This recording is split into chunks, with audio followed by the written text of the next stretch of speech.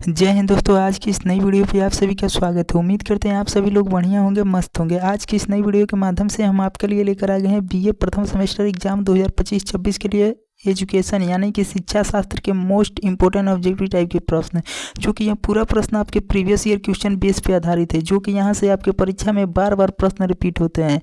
तो आपके पेपर का नाम है कंसेप्चुअल फ्रेमवर्क ऑफ एजुकेशन, जिसका पेपर कोड है EDUBA 101F। तो वीडियो शुरू करने से पहले आप सभी से रिक्वेस्ट है कि अगर इस क्लास की PDF को पाना चाहते हैं तो डिस्क्रिप्शन बॉक्स में टेलीग्राम का लिंक है, जाइए आप लोग हमारे टेलीग्राम चैनल से जुड़ जाइए, वहीं पे इसका PDF देखने को मिलेगा। तो चलिए शुरू करते हैं। क्वेश्चन नंबर पहला है, किसने कहा शिक्षा दोमुखी प्रक्रिया है? शिक्षा दोमुखी प्रक्रिया है, यह कथन किसका है? तो आपका राइट आंसर होगा महोदय एडम्स का यह कथन है। क्वेश्चन नंबर दूसरा है, निम्न में से कौन सी संस्था उच्च शिक्षा के लिए मानक निर्धारित करती है? तो आपका राइट आंसर होगा UGC। क्वेश्चन नंबर 3 है, मुदालियर आयोग ने अपनी सिफारिश दी। मुदालियर आयोग ने अपनी सिफारिश किस लिए दी थी? तो आपका राइट आंसर होगा माध्यमिक शिक्षा के लिए। क्वेश्चन नंबर 4 है, इनमें से कौन उच्च शिक्षा का उद्देश्य नहीं है? इनमें से कौन उच्च शिक्षा का उद्देश्य नहीं है? तो आपका राइट आंसर होगा ऑप्शन नंबर डी, छात्रों को विदेश में नौकरी करने के लिए तैयार करना। क्वेश्चन नंबर 5 है, शिक्षा का अधिकार अधिनियम कब पारित हुआ? शिक्षा का अधिकार अधिनियम कब पारित हुआ? तब का राइट आंसर होगा ऑप्शन नंबर सी, 2009 में। क्वेश्चन नंबर 6 है, राष्ट्रीय शिक्षा नीति 2020 के अध्यक्ष थे, कौन थे? तो आपका राइट आंसर होगा ऑप्शन नंबर ए, डॉक्टर के कस्तूरीरंगन।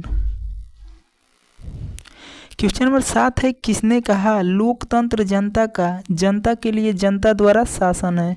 तो यह कथन किसका है? तो आपका राइट आंसर होगा option number C, Abraham Lincoln का कथन है। क्वेश्चन नंबर 8 है, लोक नियोजन एवं समय प्रतिबंधित शिक्षा का उदाहरण है, क्या है? तब का राइट आंसर होगा निरौपचारिक एवं औपचारिक शिक्षा। क्वेश्चन नंबर 9 है, निम्नलिखित में से कौन शहरीकरण का मुख्य सकारात्मक प्रभाव है? तब का राइट आंसर होगा ऑप्शन नंबर ई, रोजगार। क्वेश्चन नंबर 10 है, शिक्षा में किंडरगार्टन पद्धति के जन्मदाता कौन है? शिक्षा में किंडरगार्टन पद्धति के जन्मदाता कौन है? तब का राइट आंसर होगा ऑप्शन नंबर बी, फ्रोबेल साहब। क्वेश्चन नंबर 11 है, लोकतांत्रिक देश में शिक्षा का उद्देश्य क्या नहीं है? लोकतांत्रिक देश में शिक्षा का उद्देश्य क्या नहीं है? तो आपका राइट आंसर होगा ऑप्शन नंबर सी, सांप्रदायिकता की भावना का विकास करना, ये उसका उद्देश्य नहीं है। बाकी ये अच्छे नागरिकों का निर्माण करना, ये उद्देश्य उसका है, और देशभक्ति की भावना का विकास करना, ये सभी लोकतांत्रिक शिक्षा का उद्देश्य है। क्वेश्चन नंबर 12 है, खाली समय में सदुपयोग हेतु हमें क्या करना चाहिए? तो हमें क्या करना चाहिए? तो आपका राइट आंसर होगा कुछ उपयोगी कार्य करना चाहिए। सोना नहीं चाहिए, घूमना नहीं चाहिए, बात नहीं करना चाहिए, यानी कि कुछ उपयोगी कार्य करना चाहिए। क्वेश्चन नंबर 13 है, स्वस्थ शरीर में स्वस्थ मस्तिष्क का निर्माण ही शिक्षा है, यह कथन किसका है? तो आपका राइट आंसर होगा महोदय अरस्तु का यह कथन है। क्वेश्चन नंबर 14 है, सर्व शिक्षा अभियान का उद्देश्य क्या है? सर्व शिक्षा अभियान का उद्देश्य क्या है? तो आपका राइट आंसर होगा ऑप्शन नंबर डी, सभी बच्चों का प्रारंभिक शिक्षा प्राप्त करने तक नामांकन व ठहराव। क्वेश्चन नंबर 15 है, पूर्व प्राथमिक शिक्षा प्रदान की जानी चाहिए। पूर्व प्राथमिक शिक्षा प्रदान की जानी चाहिए किस भाषा में? तो आपका राइट आंसर होगा ऑप्शन नंबर सी, मातृभाषा में। क्वेश्चन नंबर 16 है, भारत में पूर्व प्राथमिक शिक्षा को प्रारंभ करने का श्रेय किसे दिया जाता है? तो आपका राइट आंसर होगा ऑप्शन नंबर सी, ईसाई मिशनरियों को।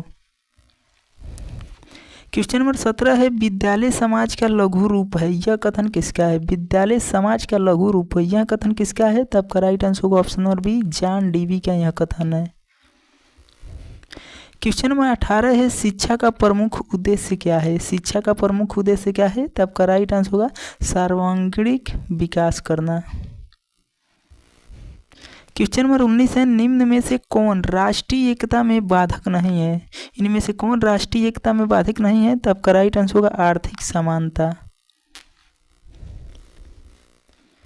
क्वेश्चन नंबर 20 है अंतर्राष्ट्रीय सद्भावना क्यों आवश्यक है। अंतर्राष्ट्रीय सद्भावना क्यों आवश्यक है, तो आपका राइट आंसर होगा ऑप्शन नंबर बी, संपूर्ण विश्व के मानव कल्याण के लिए अंतर्राष्ट्रीय सद्भावना आवश्यक होता है। क्वेश्चन नंबर 21 है निम्नलिखित में से कौन सी शिक्षा अनौपचारिक संस्था है, तो आपका राइट आंसर होगा समाज। क्वेश्चन नंबर 22 है आत्मानुभूति तथा आत्मभिव्यक्ति शिक्षा क्या है, तो आपका राइट आंसर होगा वैदिक उद्देश्य है।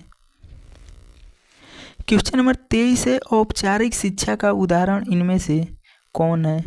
औपचारिक शिक्षा का उदाहरण इनमें से कौन है, तो आपका राइट आंसर होगा विद्यालयी शिक्षा। क्वेश्चन नंबर 24 है राष्ट्रीय एकता क्यों आवश्यक है। राष्ट्रीय एकता क्यों आवश्यक है, तब का राइट आंसर होगा ऑप्शन नंबर बी, राष्ट्र को विघटन से बचाने के लिए राष्ट्रीय एकता आवश्यक होता है। क्वेश्चन नंबर 25 है बालक की प्रथम पाठशाला, छोटे जो बालक होते हैं उनके प्रथम पाठशाला क्या है, तो आपका राइट आंसर होगा ऑप्शन नंबर बी, उनके परिवार ही छोटे पाठशाला होते हैं। क्वेश्चन नंबर 26 है किसने कहा कि शिक्षा मनुष्य की आंतरिक शक्तियों का स्वाभाविक समन्वय एवं प्रगतिशील विकास है, तो आपका राइट आंसर होगा ऑप्शन नंबर डी, महोदय पेस्टालॉजी का यह कथन है। क्वेश्चन नंबर 27 है परिवार का शैक्षिक कार्य है। परिवार का शैक्षिक कार्य क्या है, तो बालक का सर्वांगीण विकास करना, सांस्कृतिक विरासत का हस्तांतरण करना और नागरिकता का प्रशिक्षण देना, यानी कि आपका राइट आंसर होगा उपयुक्त सभी। क्वेश्चन नंबर 28 है पूर्व नियोजन शिक्षा को कहते हैं। पूर्व नियोजन शिक्षा को क्या कहते हैं, तो आपका राइट आंसर होगा ऑप्शन नंबर ए, औपचारिक शिक्षा कहते हैं। क्वेश्चन नंबर 29 है शिक्षा जीवन पर्यटन चलने वाली प्रक्रिया है, यह शिक्षा का क्या है, तो आपका राइट आंसर होगा व्यापक अर्थ है। क्वेश्चन नंबर 30 है निम्न में से कौन सा शिक्षा का उद्देश्य नहीं है। इनमें से कौन शिक्षा का उद्देश्य नहीं है, तो आपका आंसर हो जाएगा विद्यार्थी पर नियंत्रण कंट्रोल करना, ये शिक्षा का उद्देश्य नहीं है। क्वेश्चन नंबर 31 है निम्न में से कौन अंतर्राष्ट्रीय अवबोध के लिए सहायक नहीं है, तो आपका राइट आंसर होगा ऑप्शन नंबर बी, संकीर्ण राष्ट्रीयता इसकी सहायक नहीं है। क्वेश्चन नंबर 32 है शिक्षा का सामाजिक उद्देश्य समाहित करता है, क्या समाहित करता है, तो आपका आंसर हो जाएगा ऑप्शन नंबर बी, सामाजिक कुशलता के लिए शिक्षा।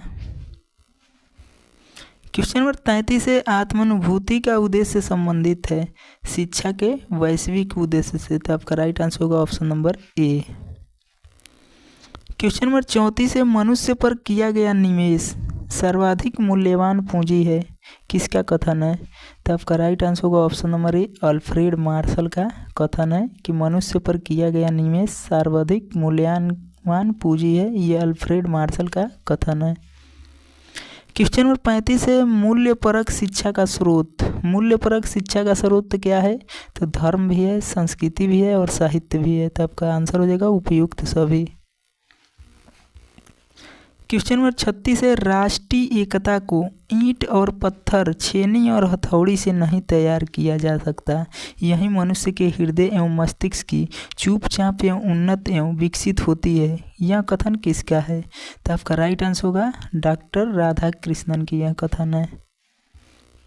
क्वेश्चन नंबर 37 है शिक्षा एक विधि विषय के रूप में संबंधित है। शिक्षा एक विधि विषय के रूप में संबंधित है, किस संघ सूची के अंतर्गत आती है, तो समवर्ती सूची के अंतर्गत आती है, यानी समवर्ती सूची में शिक्षा पर राज्य सरकार भी कानून बनाएगा और केंद्र सरकार भी कानून बना सकता है।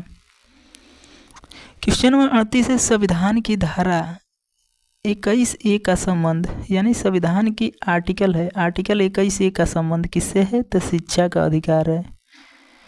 46वां संविधान संशोधन 2002 के द्वारा इसे जोड़ा गया था।